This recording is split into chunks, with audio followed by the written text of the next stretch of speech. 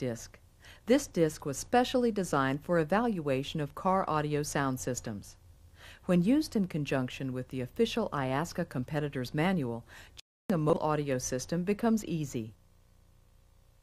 My voice should appear to come from a single point at the far left of your soundstage.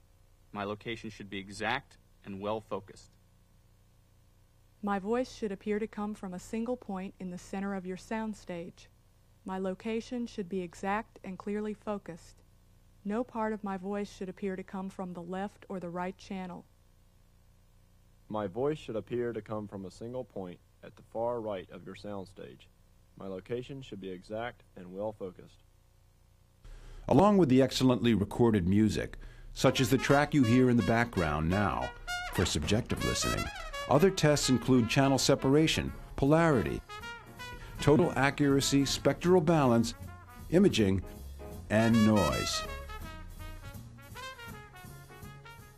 Basically what we're doing, my name's Kevin Taylor, and we're running through the Pro RTA cars, and what we do is we take a real-time analyzation of the car's frequency response through the system, which basically means that it's the transition of frequencies between the bass, the mid-range, and the treble, from 20 hertz to 20,000 hertz, which is basically the human ear hearing spectrum. And what all these little red dots will do as soon as I put them up there, we set the car to a 90 dB reference scale, and we look at all the dots and try and get them as smooth as possible, which usually tends to mean a better sounding vehicle when bass mixes with mids and mids with highs, and sometimes it doesn't, but the world's an imperfect place. We're putting in a microphone that sits 29 inches off the seat, basically where the human ear would normally be, and that's our reference system setup that'll bring this information back into the audio control unit. He's setting it up to a 90 dB rating right now. All these little dots are the music. And 4. And each deviation here between dot to dot is 3 dB, and anything more than a 3 dB jump, if there's a gap in between, would be a major deviation. And we take the biggest deviation, whether it be 3, 6, 9, or 12, and that counts as however many dBs it deviates as 1 point off each score, and then every other smaller deviation after that, 3 dB or more, is 1 more point off. So he had only 1 deviation, so that's a -6, which is the minimum you can take off. So that's what you got. Okay, what we do is a maximum score of 40 is the best score that you can get, and what that means is the dots would have to be completely flat all the way across the screen, which is virtually impossible. I have not seen one yet. There's one floating around here, and I hope I get to see it. So basically the perfect score would be a 37, which means there's no more than a 3 dB deviation between the frequencies, which means there's no gaps at all. It can jiggle around in different shapes as long as it's smooth from period to period. Typically, then after a 37 you would go to a 34, because a 6 dB deviation would be the smallest deviation you can have after 3 dB, and so on and so forth, and then minus and minus and minus and minus. But most of the guys in these lanes are pros, so I mean, we've been getting a lot of high scores. My name is Ronna Biss. I'm married to Robert Biss, which is the owner of the 1990 red Nissan 300ZX. We're from Madisonville, Kentucky. This is fun. I would recommend it to everyone. As a co-pilot, I pretty much take care of him, tell him to turn his fans off, turn it up, turn it down, help him clean his car and wax it, such things like that. And it's fun to be here in Dallas, and I love going to all the trips and staying in the hotels and spending all his money. Sydney Shoker from Phoenix, Arizona, and I'm the co-pilot for my husband's truck. Well, it's our truck, but as a co-pilot, I got to fly in late, I got to sleep in late, and everybody else got to do the work for me. So it was a lot of fun. We're just kicking back and enjoying. We've been judged, so now we're just gonna look out and see what everybody else does and see what we think for the show. I'm here as his co-pilot. I support him in this 100%. Hi, I'm Charlie LaMarca from Boston, Mass. This is my 87 Corvette. We're competing for 2 years. Subwoofers, 5 1/4-inch rear fill. I got a Phoenix Gold isolator. Hi, my name is Chris Flax. I'm from Canton, Ohio, Hall of Fame City. Touch something and it will open up over here.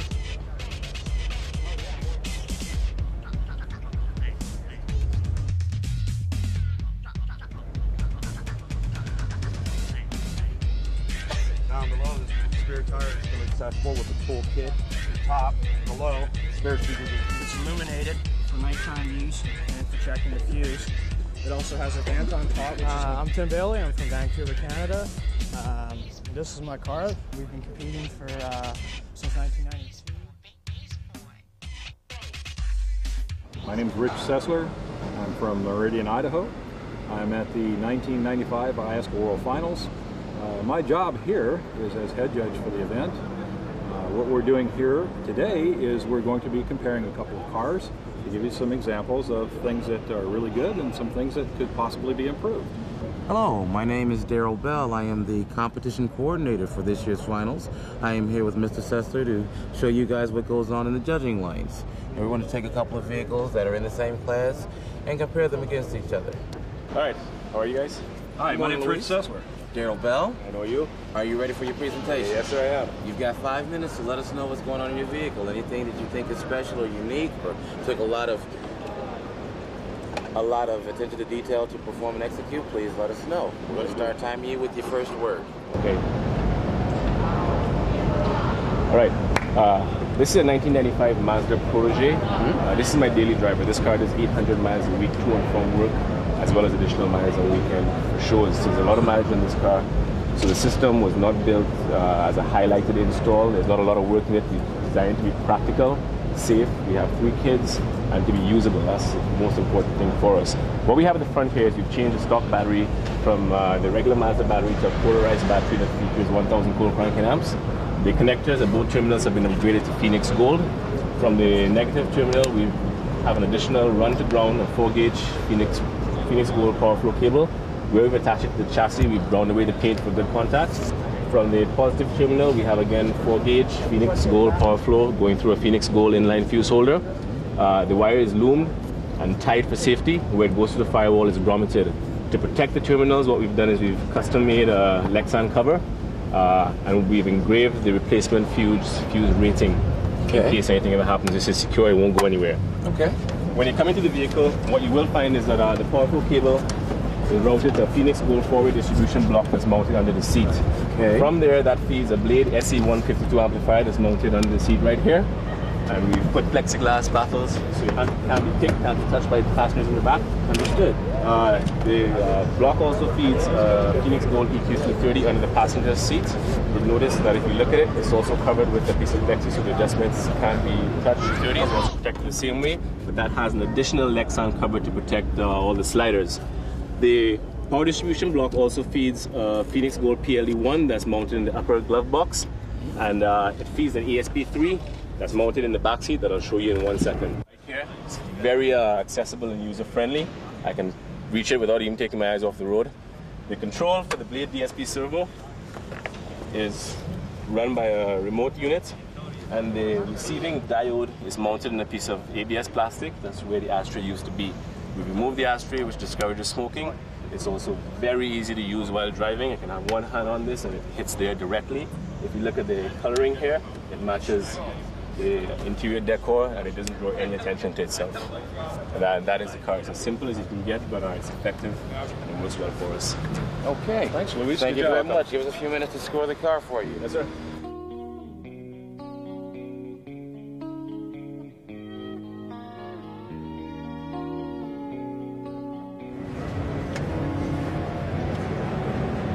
Stay tuned. We'll be right back after this message. The one thing that the competitor probably failed to do for us was to inform us that all that was under this hood that had to do with the audio system was the battery, the fuse, and where it went through the vehicle. An explanation from him telling us that would preclude me from now looking at this vehicle to make sure that there was nothing else connected to the signal path and a power path of this vehicle. Our rules state that if we look under the hood and we can't determine whether or not any wire under this hood is either source wire or system wire, all wiring under this hood now has to be judged as though it were system wire. That includes factory wiring. Now that we've moved inside the vehicle, we're going to take a look at the head unit, take a look at the speakers or any other processors that are involved in the system that are mounted in these areas. Rich, if you would you take a look at the head unit, check the basket for to see how well it's mounted. Check it for firmness to make sure it's not going anywhere, that it's in there pretty solid. Pretty solid. We can see that Luis has had speakers installed in his doors. If you take a look right over there into the passenger door, which could you make just a 2-finger tug on the tweeter to make sure it's solidly.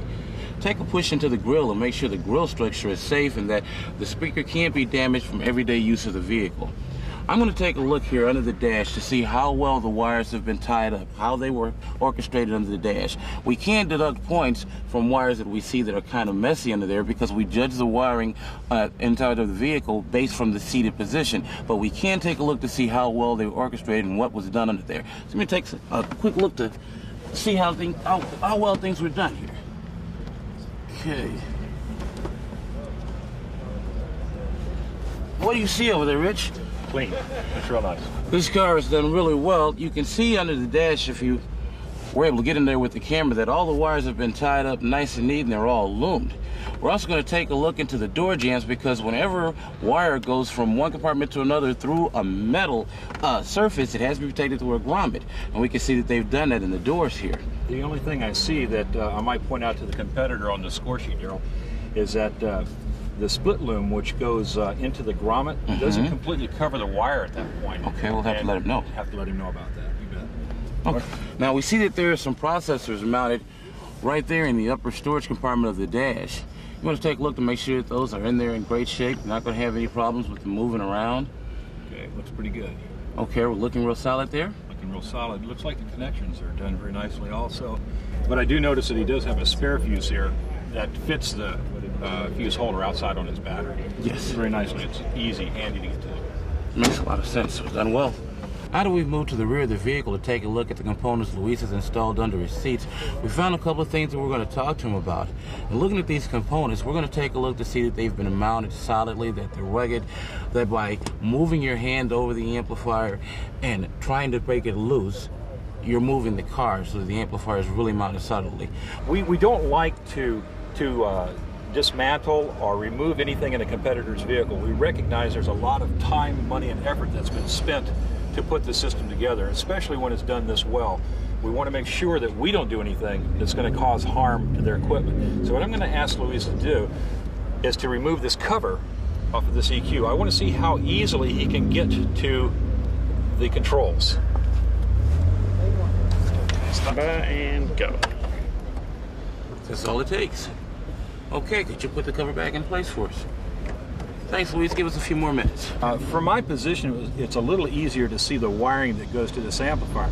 The one thing that we're going to do now is we're going to check to make sure that all the wiring that goes into that amp is done cleanly, that there's no problems with it, also that any fuses to that amplifier are easily accessible. Mr. Bell's going to come around here in just a second. He's going to check that for us. Okay, Luis, as you were doing your explanation, you told me you had electronic components underneath this seat. Yes. And what I want to do is I'm going to have you remove this seat so that I can see them again. Every component in this vehicle, and you're doing it very, very nicely. We want to make sure that everything under here is as clean as what you've done out here, what we can see. No problem. Okay.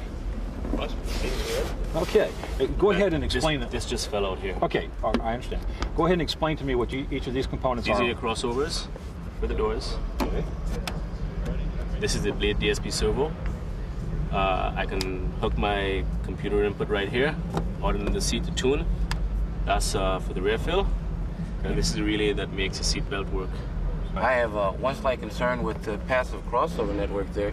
It is done very nicely. You can see he's added some Zobel compensation circuitry into it, but I would do something to coat the flims that come out of the capacitor and out of the resistors, just in case something were to fall back there, any type of metal shaving, or just in case the seat became, the seat pressure became too intense and it caused one of those components to break. If you were to coat them, it would give them a little more strength and it would add some protection to them. You want to take a look at the speakers back in the rear deck to see how well they're secured and the grills are orchestrated here. How about your side, Daryl? Nice and solid. Nothing's going to happen over here. He also talked about a piece underneath the rear seat here. It was in the back. And I just want to, again, check the mounting. Make sure it's nice and firm. Looks like he's secured it right down through the carpeting. Appears to be pretty solidly mounted here. I agree. Looks good. He's done a real good job with this car, Rich. A couple of things that we have that make very, very simple rules for us when we're looking at common sense and things that work very well in cars. For instance, under the front hood, when we're talking about power source and battery, we have what we call the drop wrench rule.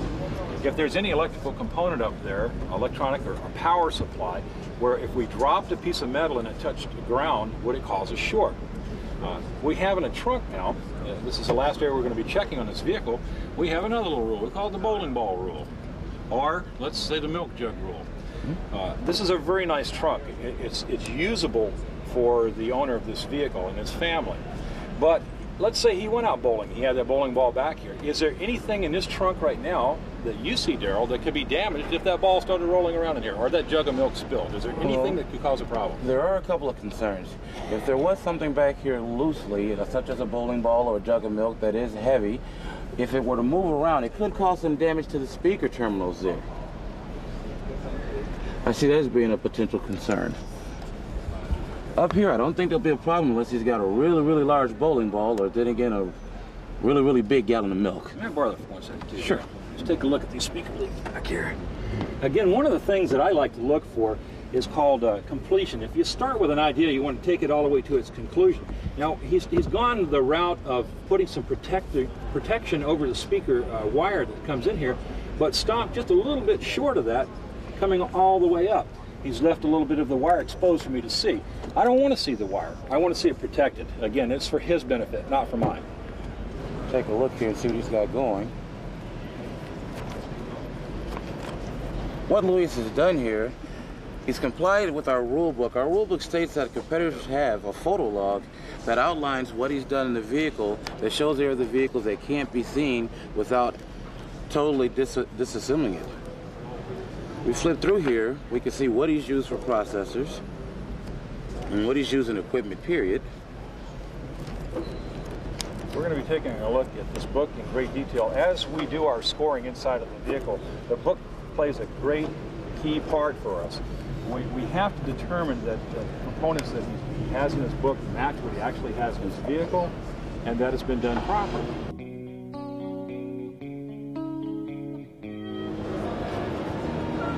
Stay tuned. We'll be right back right after this message.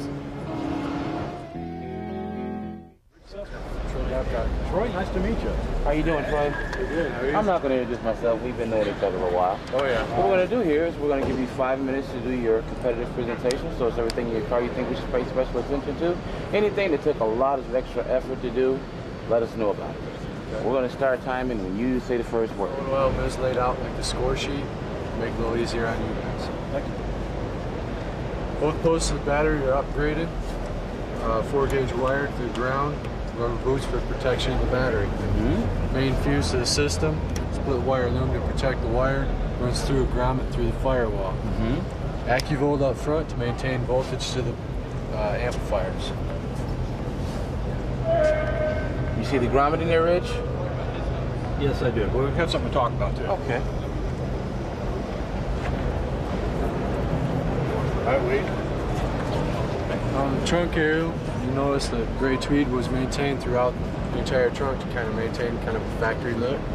All the processors have clear plexiglass covers to remain uniformity. Blue neon tube in every compartment highlights the components in each compartment. Diagram of the system.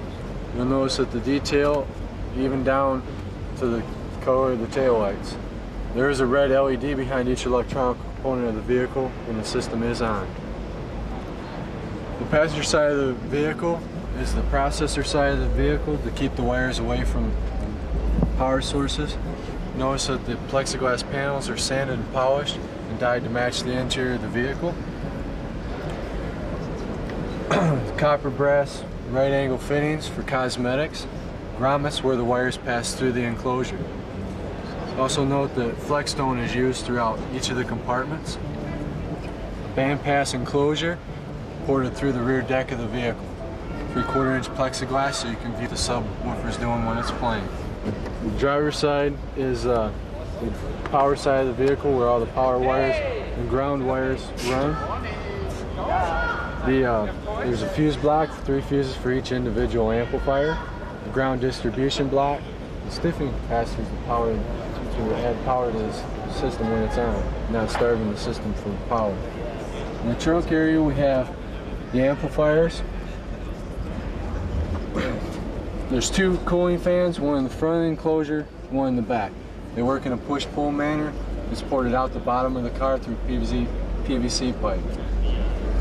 The middle amplifier, there's a custom metal pedestal made. The amplifier was dismounted, mounted to that pedestal, so it's not connected to the other two amplifiers. The amplifiers were chrome plated to be a little unique, not have the factory look to them. Looks like he's done a really nice job, Rich. Taking a look at the battery here. This is really kind of creative the way he's worked the battery around the reservoir for windshield washer fluid. The terminals are covered and protected here. Take a look, you see the grommet back there, and make sure everything is solid. Looks like he's well covered. He's also added some covering for his negative terminal. The only thing I see here, Daryl, is it's a little difficult to determine the length of this wire which comes out of the battery. And it appears to me that this is probably in excess of 18 inches. Although it's well within the battery 18 inches, what we look for is this line has to be no longer than 18 inches before it's fused. Exactly. So what we're going to have to do is we're going to have to measure this to make sure that it's not over 18 inches. Show me those battery terminals. He talked about, during his presentation, changing those posts. However, I can't see them. So if he was looking for some bonus points in this area, I sure couldn't do anything for him because I can't see them. Okay, what my question is, if we could, we need to make sure from this battery that 18 inches on line is fused in the proper place. You said you had something you want to talk to me about. Okay. The power wire runs from this post. Okay. It loops down to this fuse. This fuse, then it runs to the AccuVolt, which is fused. Okay. Then from the AccuVolt, it runs back to that fuse. Okay. Just for a suggestion for you, in the future, if you want me to make sure to catch that, you need to tell me about it. Okay. Because you could get docked, and you'd be kind of upset at the end of the contest because I docked you for a fuse that was over 18 inches from the battery, when in fact you had one here, but you didn't show it to me. Okay. Okay? Okay.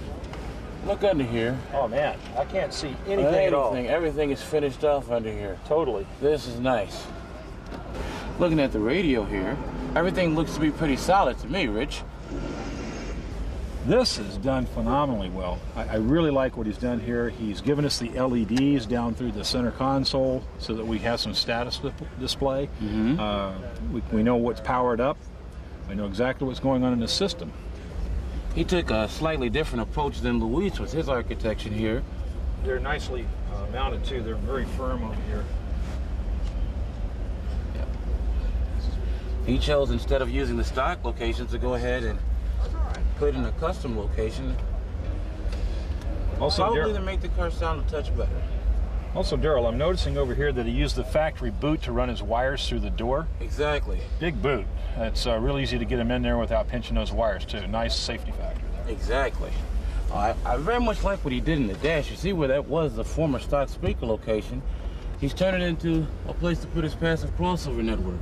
Made a nice display out of it. It sure did. Let's look at that control on the steering column for a second.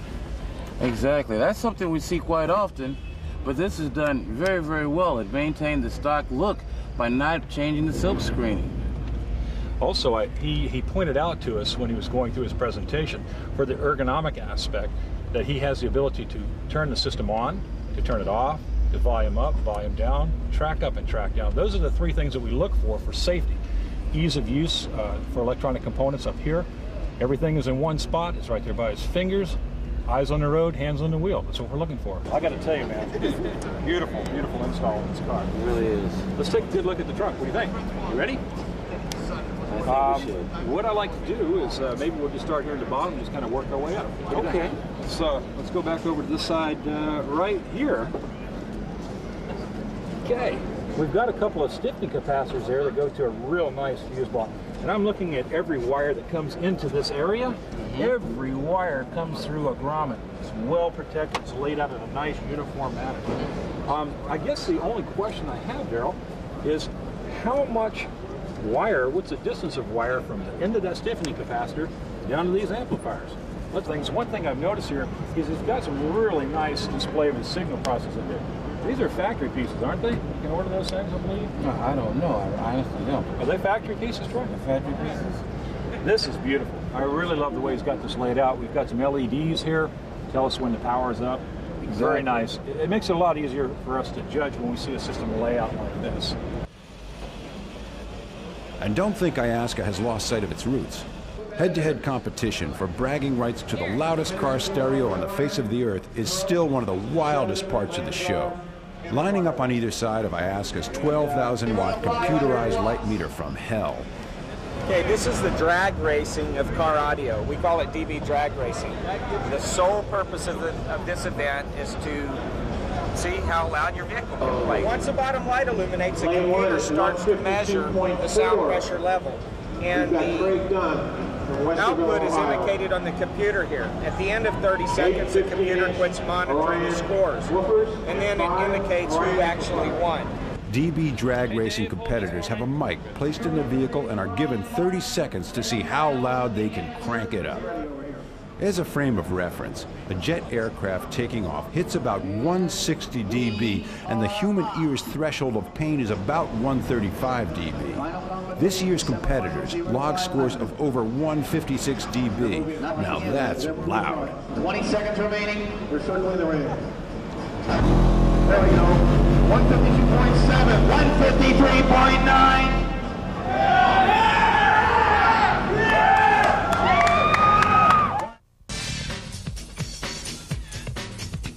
In case you were wondering how IASCA competitors and spectators blow off steam, there's plenty of attractions and distractions to be found at the World Finals. Clearly, the human bowling ball and sumo wrestling matches are terrific opportunities to act, or watch your friends act foolishly. Just about anything can take place on IASCA's sideshow stages. And this year, an enthusiastic crowd gathered to share in the actual wedding of a competitor. We're going to have a wedding!